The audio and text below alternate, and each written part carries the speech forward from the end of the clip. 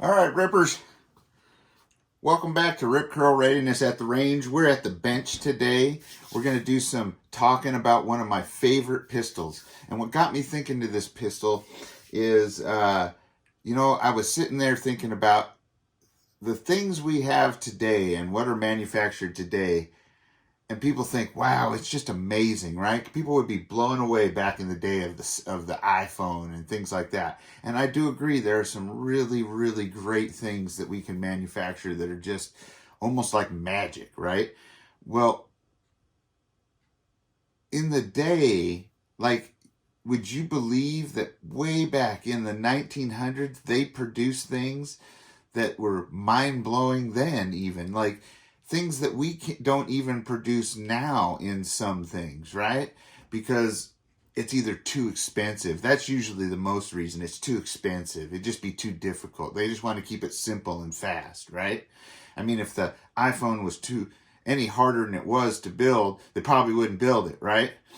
But that's why they charge so much for it too. But just saying, same sort of things go in firearms. They built some absolutely fine machined tools back in times when you thought they were making everything with hammers and files, right? And they did do a lot of that. They did do a lot of hand fitting. But one of my favorites is the Remington Model 51.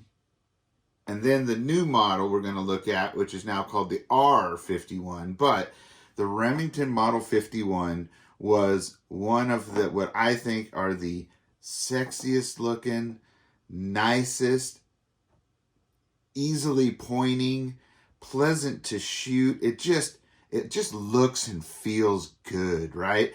And and it shows in it. Now look at this. Look at the machining and all of that, right? Just look at that. Now, I will admit that the sights could be much better, but this was at a time when pocket pistols were really coming of age, right? They were wanting to make everything smaller, right? And it started with Derringer making things really small, and eventually it had moved up into semi-auto, and they wanted to make them smaller and smaller. So the first one that was produced, believe it or not, was this one here. This is the 380 model. This is made in 380 ACP. It has a grip safety on it right there, right? It's a little sticky on this one, but it still works. Grip safety right there. It is a straight blowback recoil operated. As you can see, we're unloaded. Straight recoil operated blowback right here. It has what's called a hesitation lock system on it. Now, this hesitation lock, the fact that it's direct blowback, which allows this slide to get light, like it's really light and trimmed down. I mean, look at that. It even looks good. Like this looks like James Bond, right? Right. And part of that is, and they get a low bore access because the recoil spring, in this case, we'll lock it back. The recoil spring is around the barrel, trapped in a bushing right in here, right? So it's a fixed barrel. Now, the nice thing about fixed barrel is that it makes it really pretty darn accurate, right? But it also, being a low bore access like this, gives it really soft recoil and a really nice, this steep angle on this gives it a really nice pointability. Like when you point it, it's almost like your finger, like you're going, I'm going to get you, I'm going to get you, right? Well, that's what we got going here, is this nice pointability. And look how thin and sleek that is. I mean, you feel like a spy or a secret agent when you're having one of these. Man, I'd love to have one that had a longer barrel that was threaded for a can. That would be awesome. Like one of these. But anyway, Remington at the time, it was, and believe it or not, this was made between 1918 and 1926, right? And it was at a time when, like I said, the small pocket pistols were coming of age. The designer was John Peterson, or Pedersen, however you want to say it. Pedersen, I think it was. Yeah, Pedersen, who made the Pedersen device. If some of you are into guns, you'll know what that is, right? Where you turn a bolt action into a semi-auto. And he actually built some designs that competed with the M1 Garand, but didn't make it. The M1 Garand, of course, we know went on to be, woohoo, that's awesome one, right? But he had some really great designs, and this is one of his designs right here. They built 65,000 of these in the time that they were being produced, right? And they made them in 2 calibers. This is a 380, and then they made the 32 ACP, right? And just to show you the size of the rounds, to give you an idea of what we're dealing with here. Back then, these are the rounds that they made. Oops. They're very similar, but one's 32 and one's 38 or 9mm, whatever. But you can see they're very similar, but the other one's a little smaller. I like the 32 ACP, to be honest with you. It makes a great backup gun, too. I have the Kel-Tec for my backup. Really great. Anyway, Europe embraced these. They loved these little pocket pistols like this. But at the time, America didn't really embrace it because, well, America was really into the revolvers. You know, Colt had really dominated that market. And, you know, and the other thing is that these are very intricate to make, right? They're not simple. They have a lot of fine machining in them. They're complicated, which made them expensive. They were like $15 and some change at a time when the minimum wage was 33 cents an hour. So you can see how long you'd have to work to get one of these. And so people would look at a Colt, which they could get for less, and they'd buy a Colt, right? Or another type of revolver, or even cheaper revolver, like an H&R or something like that. So at that time in America, the market wasn't as big, but these still did very well. But they didn't compete quite as well as Colt, because Colt in America was the thing to go with. Now, they did have limited success at $15.25. That's what it was. Rumor was at the time, what ended the production of these was the crash, you know, Black Friday, October 25th, 1929. But the truth is that didn't end the production of these, because at the time of Black Friday, these had already been out of production and not for sale for 3 years, right? There were still existing ones out there, but they weren't making them anymore, and the ones that had parts in the factories had been put together, assembled, and sold under different companies at that time. So that wasn't the reason for these. The reason for this was, especially after Black Friday, it just was too expensive. People weren't able at that point to buy firearms, especially at $15, right? So that's what really did these in. Now, what made these great are some of the features that I've already explained. The light slide, the integrated recoil spring around the barrel, the lower bore axis, and what that means is the barrel lower towards your hand, so the recoil goes directly into your hand. The angle of the grip, right, Benny? No. And the direct blowback system with the hesitation lock made this a very, very soft shooting firearm. And in fact,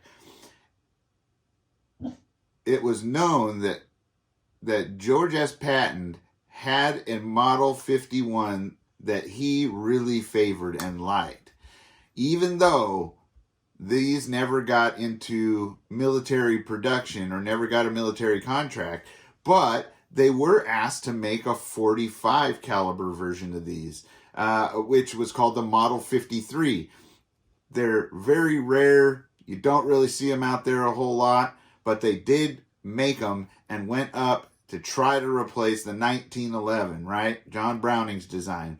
And at the time, all the reports, especially the Navy really wanted it. The Navy liked this design. They asked for a 45 to be built. They came out with the Model 53, and the reports at the time said that it was softer shooting, more accurate, more reliable than the 1911. Believe it or not, that's what they said. They really did prefer it. However, at that time, World War I came around, and Remington, because they did get told that, hey, we're interested, and they wanted a large down payment so that they could tool up and machine up to build these pistols in 45 caliber for the government.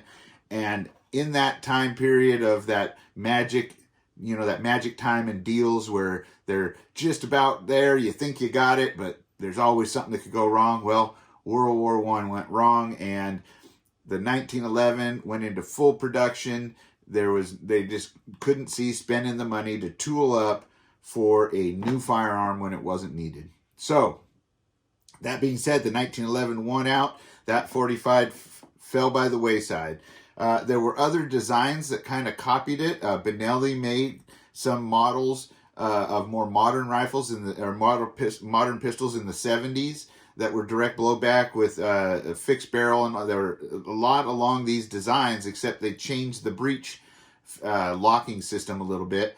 But they went along this design. Of course, everybody knows the Walther PPK is a lot like this, although the lockup is a little different. And that's why the PPK is one of my favorites as well, even though I don't have one. It looks a lot like these, and it got a lot of its styling from this design, I believe. Now, and it's a fine shooting pistol, and it does come in 9mm. So, not to be outdone, Remington in 2014 started coming out and deciding they were going to reintroduce this design of Pedersen's and call it the R51. Now, the Gen 1 had some problems. The sights were loose, had feeding problems. They had a lot of growing pains. They rushed it out of production from, prototype to high production. Well, they didn't fix all the bugs, and that happens a lot in firearms. That's why I would always advise people, don't buy the first of anything unless they've really done it right. And I mean, you need to do the homework to find out that they've done all their prototyping. They've got it fine-tuned so all the bugs are worked out. But it's always better to just not get the very first generation of anything and wait for them to work the bugs out, because it always seems like there's a Gen 2 right around the corner, because they push them out in production, then they find out what the bugs are because they're in such a rush to recoup that money, right? That happens in cars or anything. Never buy the first of anything, because they rush it out there to try and start recouping funds and getting it back into the company so that they survive. And then they figure, well, we'll just fix the bugs as they come out. Problem is, this had lots of bugs. But since then, they've fixed them.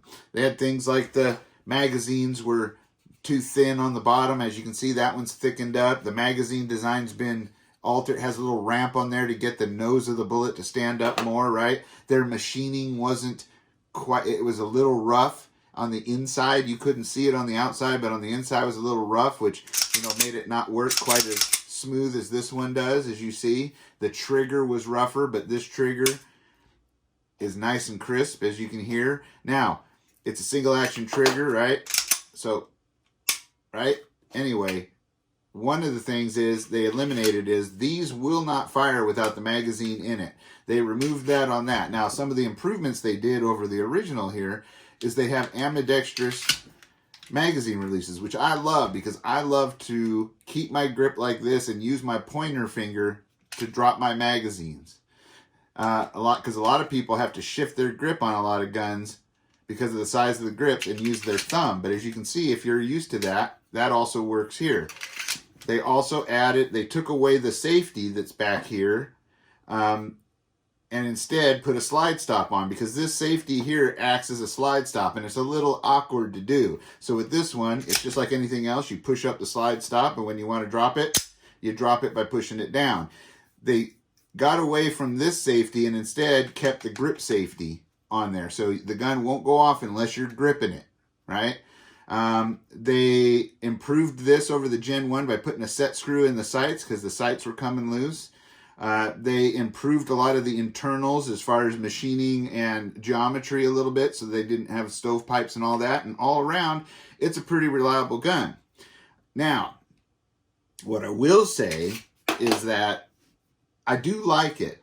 But as you can see, look at the front. See, that just seems a little bulky, doesn't it? Doesn't it seem to you like they could have taken a little meat off of here and really gotten back to this design? I mean, I know it has to be a little bulkier for the 9mm, but I don't think it needed to be that much bulkier. I think they could have slimmed this down quite a bit and lightened up that slide and spent some time doing some machining. Even here in the trigger area, if you look, in the trigger area in this, it's kind of big. They could have contoured and rounded this down and made it kind of smooth up into this a little bit more, right? And I think that would have been better. Now, it's good that they undercut it into the frame to give you a higher grip purchase, and here undercut a little bit to get your grip up and in there. And they did put a 20-degree bevel on, or 20-degree angle on the grip so that it has that pointability of the old one. And this gun really does point well, and it shoots darn accurate. So I have no complaints there. It just seems like they could have made it a little lighter and a little smaller and still had it be okay and reliable. And I think it would have, I think you'll agree, it is sexy, but it's not quite as sexy as this one, right? It's like they needed this with just some better sights on it, and that's what they needed, right? And then I like the ambidextrous safety, or magazine release and all that. So now I will say this. The big drawback to these guns are, and a lot of people you'll hear is disassembly for cleaning. It is a nightmare because of its intricacy, and you know, it's pretty technical. It's not like you just push a pin out, slide the slide off, and you're home, right? These are you gotta. Well, I'll show you. And most people will write in articles, you'll only do this once because after that you'll either shoot the gun dirty until it falls apart or you'll sell it. Now, I'll show you on one of these if I can. You have to, one, make sure it's empty, right? Which these are clear. And you kind of have to slide it up to that, kind of like a 1911. And then you get your fingernail under here and you pull this pin out, right? Now, once that pin's out, at the same time, you kind of move it up a little bit more, and you have to pull the barrel forward and twist it, right? You pull it and twist it, and it gets it to lock. Well, let me see. I got to get it to release here. Okay, so you go up a little bit. That's why it has this on here, is for grip. See those grooves right there? They put those in on there so they knew you'd have to grip it, pull it, and turn it. Then when you twist it, it locks it sideways so that now you can slide the action forward. And you can see it's not real easy because they're machined that tight, right? So you can slide it forward. Now you'll see where once you took the pin out, the pin normally sat right in here like this to lock that chamber right there in place where your locking lug is, right? So that's what fixed the barrel. So once you take that out, you have to pull it forward and slide it like this to get it to lock. Now to undo it, which I'm not going to do, but you have to basically pull it forward, slide it, and then the barrel will all just come out, right? And if you guys want to see a video about complete field stripping of this, put it in the comment section and I'll do one where I just take one of these and I complete field strip it. Now, you can see that the internals of this, you can take this out as well. That's your locking system and all. And you can see I have it well lubed up and cleaned in here because these do like to be wet because of their fine machining. But that's what you have to do to basically field strip and clean it, right? So it is pretty intricate. You know, you'd have to, like I said, you'd have to pull this, rotate it, let it pull the barrel out, and then take this out, clean it up, and then clean everything with your brushes and then oil her back up. So that being said, you can see why a lot of people aren't fans. And then putting it together, you have to push this down, get that to go in there, go over the hammer, and then, oops, get your pin, line up your hole, see, get your pin, put it back in there, and you're done. Well, nope, I did that wrong. See what I mean about pain in the ass? I forgot to let the barrel loose. Hopefully I didn't just lock it up forever. There we go.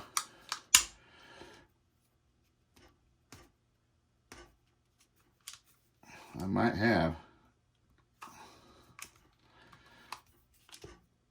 Okay, here we go. Take that pin back out. All right, dummy. Now, release that barrel.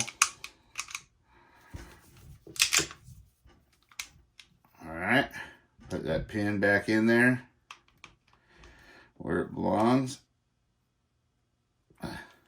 Come on, you. There we go. Now we're all locked back up. So as you can see, it takes a little bit. And I've done this a few times so that I know how to do it. And the same sort of thing with this. Now you'd think they'd made it a little bit easier with this, but they didn't. You have to line that snatch up right there like that with here, just like a 1911 you would. Then you take a bullet and you push on this to get that to come out, right? Once that's come out, you've got to take this, pull it. Oop.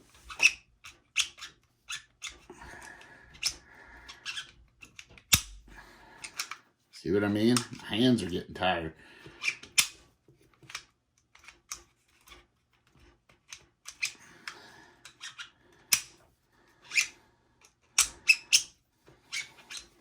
I need a little grip assistance.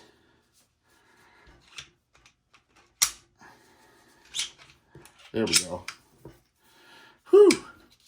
All right. Well, it should have come. There we go.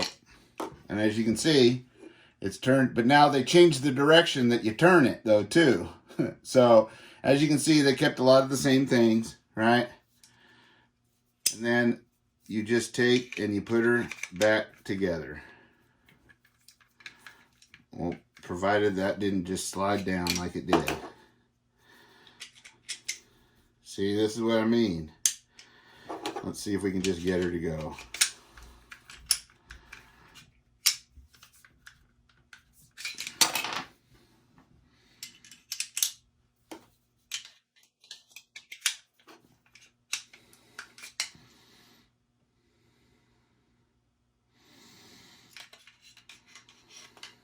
Okay.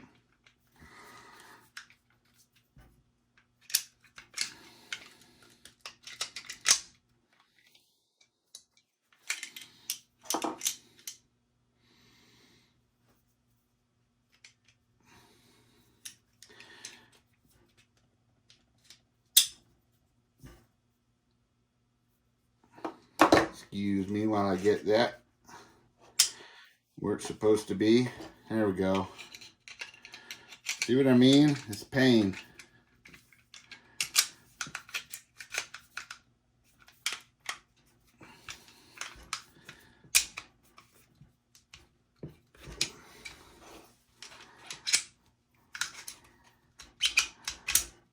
And then you put your pin back in and push it home. And you're good. See what I mean? That's why people, they say, well, get rid of them. But it's good that you know that so that you know what you're getting into. I do think they're sexy gun. I think this one's probably a little easier to take apart, but they're basically the same. Now, what we'll do is we'll go out to the range and we will put these to the test at the range to see how accurate they are, how reliable they are. We'll take a few shots, right? Now, when you aim on this, you do a little different aim where you cover the bullseye where you want to hit with the sights so you can't see it instead of resting it on top of the sights. That's because of the lower bore axis on these. So just keep that in mind, and we'll go over that at the range, and we'll have some fun shooting the classics and the new one and see how much fun it is and see what you think. Until next time, stay safe, stay secure, always be aware of your surroundings, and be getting prepared and ready for anything that may come our way. I love all of you guys. Adios.